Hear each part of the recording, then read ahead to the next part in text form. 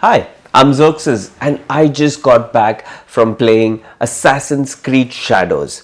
That's right, the game has been delayed yet again all the way to March, but they are ready with a preview build for a select few creators, and I was one of them. I got to play a prologue mission where you get to see the origins come to life for Yasuke and Naoe. Thank you, Sir Mitsuhide. We are ready. He comes. Oda Nobunaga. And I got to play an entire mission called the Noble Questline,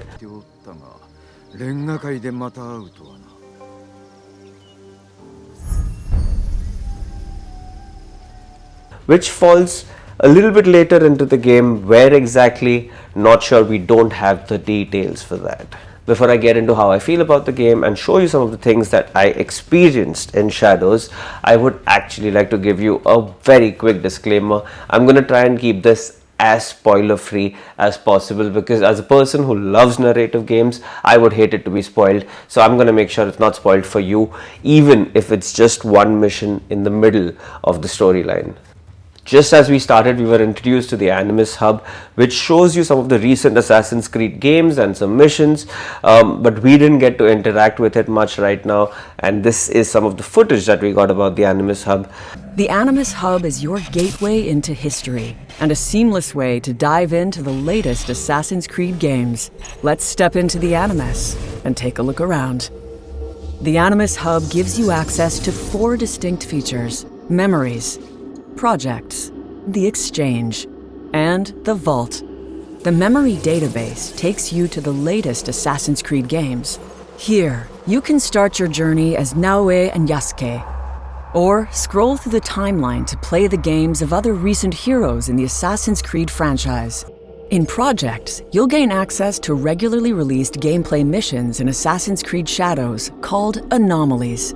Complete these in-game missions to unlock exclusive rewards in the exchange. Here, you'll build your arsenal of equipment, immediately available in Assassin's Creed Shadows. To dive even deeper into the ongoing modern-day story of Assassin's Creed, there's the Vault. The contents of the Vault will become available to you once you start your journey through Assassin's Creed Shadows. So what is actually going to happen and how it plays out on launch is something that my guess is as good as yours. After that, we dive straight into the prologue, which is the opening chapter for Shadows, and over here you get to experience the opening story for Yasuke and Naoe and how they come to be. We weren't allowed to record that part because it has a lot of spoilers about how the story progresses.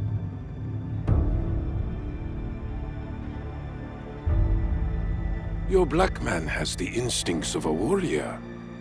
As he realized the danger you are in, his eyes found every threat in the room. We need a plan. Chichiru, what do we do?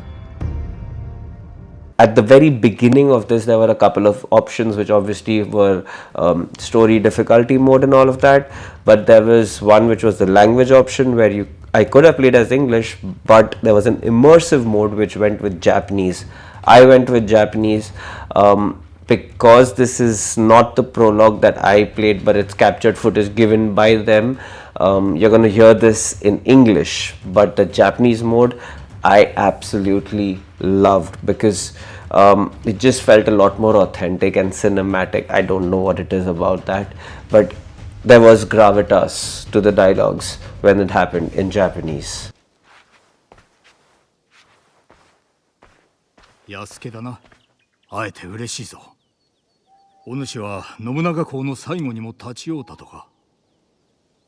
黒田殿、ご高名はかねがね。直江ともどもお呼び立て、強烈に存じます。It's just, I think, the way to play Shadows when you actually get around to playing it. One of the other things that you come across in the prologue at the very beginning is the option to play in a mode called canon, which is canon mode on or off. Apparently what it does is in canon mode you get the option to just sit through the cinematic and see the story play out, especially in the beginning. and when you switch the canon mode off, you get to choose between the dialogues that you would want your character to play out. I'm sorry, Lord Nobunaga. He does not understand us.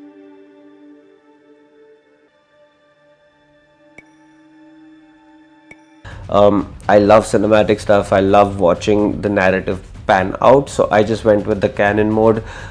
Maybe I'll give it a shot once I actually start playing the full game, when I review it, and see what I feel about that. What I can say about the prologue is that Yasuke gets a very nice elaborate intro as to how he landed up being there in this game. I mean, obviously he's inspired by an original character that was in history, but considering Assassin's Creed is, as a game franchise that's always mixed fiction and history, they've taken their liberties to establish him as a samurai and take his story further from there. You will not. But your servant, Diogo, stays. He may yet prove useful to me. I am no expert in Japanese history, so I do not have anything to say here which is going to add value, but I'm just going to say about what it felt like to play as Yasuke further on. Naoe, on the other side, you go rather quickly in the middle of the action with her. There are some story beats here about her father introducing some secrets to her.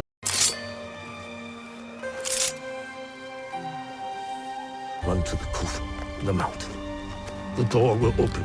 To this blade is a key. What? Inside the Kofun is a box. Protect it with your life. Chichiue! You said you wanted help.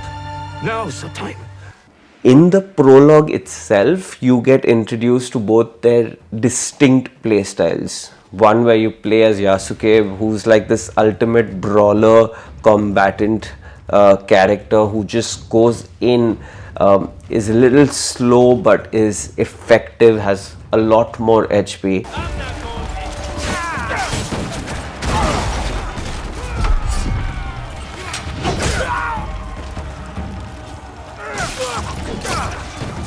And on the other side you have Naoe, who's stealth, who's in the shadows, who does get overwhelmed if a lot of enemies get together, so you have to play smart and stick to the original Assassin stealth mode over there. What was that sound? You know, during the prologue, Yasuke and Naoe were not actually in the same side. They were on different sides of the story, but somehow in the next mission that we play, the Noble Questline, they are working alongside, which is what explains the ability to switch between both characters mid gameplay. I'm not exactly sure how they got together, is something that even I will have to wait to find out in March, and I'm actually very curious to find out what led to that progression. 影で糸引く者の仕業か。先ほどの浪人、安家もお香の匂いに気づいたか。ああ、むせるほどであった。これまで嗅いだことのないお香であったな。 Now this mission clearly is somewhere in the middle of the story, because there are some new lords that are introduced, and there is a lot of politics being discussed, because this is about the unification. I think there seems to be a lot of strategy that's being played out. In fact, at some points when watching the cinematics, I felt like I was watching Shogun again. 影で糸を引き、秀吉様の味方勢を攻めんとする動きがあるらしいのだ。その者らはいかなる目論みで。 わしが募った軍勢が秀吉様と合流し、光秀討伐をなすのを防ぐ所存であろう。勘ぐっておってもせんなきこと、その者の正体と針までの勢力を暴きたいのじゃ。そこでそなたの出番となる。 Like, I was involved. I was like, I want to know more about how he got here. I want to know more about what they're planning. There seems to be a lot of politics going on, so I am extremely curious on the storyline front of it, which is a very good sign for this game. Game looks great. I mean, in terms of video game graphics, we've reached this point where everything just is so close to being realistic, and this game continues it. But when it comes to the gameplay, the thing that I can talk about, the thing that I am most interested in or was most curious about, there are a lot of elements when it comes to gameplay. Like, I played as both Yasuke and Naoe, but as Yasuke, your game style is very different as compared to with Naoe. Yasuke is an all-out brawler. You don't need to go stealth with him. In fact, it feels a little awkward to go stealth with him. As soon as you get to play through with Yasuke, you get to see that he has access to a lot of weapons. He's got the long katana, he's got the long naginata, he's got the kanabo, which is like this heavy ass thing, which is so much fun to just go bam bam into the enemies with. They're pretty helpless against him. There is the bow, which he can use for stealth, and there is the teppo, which is like this Japanese gun, but it's obviously slow with reloading. You have to put gunpowder and clean and all of that. Didn't get much time with it because I was having too much fun with the kanabo, just going whipping it around entirely.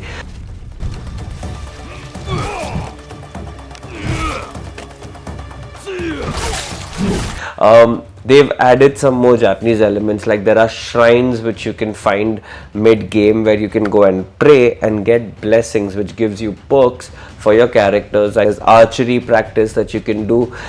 There's Sumi-e, which I wasn't sure what it was, so I came back and googled it. It's a way of Japanese ink painting, which is done with black ink. There are certain spots in the game which you can walk up to, hit observe, and it changes to this part where he does this beautiful sketch of a scene that's going on in front of it.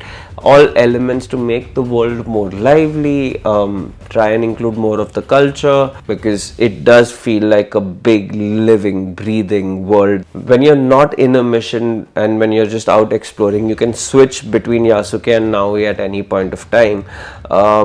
While Naoe obviously does the stealth part of it, Yasuke does the brawling part of it. I preferred exploring as Yasuke because even if I walked into a place I wasn't supposed to walk into, I could just beat my way through it. I was ruthless, okay? I like to be that kind of a character.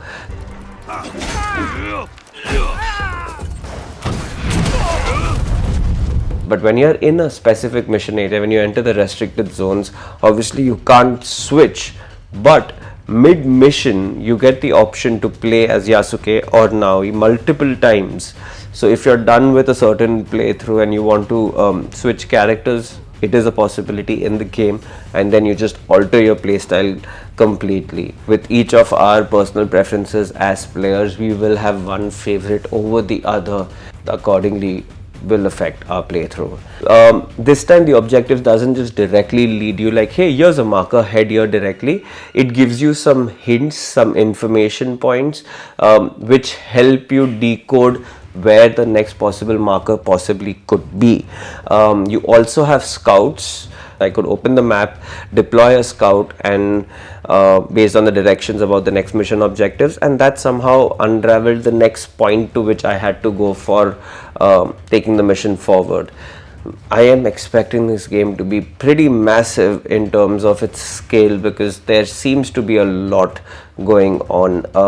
You've also got base building in this, not something I got to experience yet, but I'm guessing that's also going to be one more part where they involve you further into taking this lore forward. All in all, I spent a total of about 3 hours or 4 hours with the game, and at no point was I bored. At no point was I'm like, yeah, this is going on for too long. I was involved, I was having fun, I was deeply engrossed. Overall, I think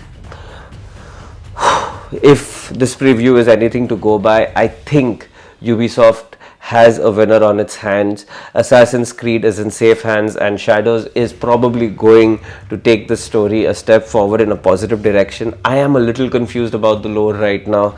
Too much has happened. I'm hoping that this is a direction of streamlining the modern storyline and the past storyline, and it just somehow starts to make more sense. Yeah, that's it from the special preview of Assassin's Creed Shadows. I'm Xerxes, and if you had fun watching this, please don't forget to subscribe to my channel, drop a like, and drop me a comment on what you would like to see more of, because I am really all over the place.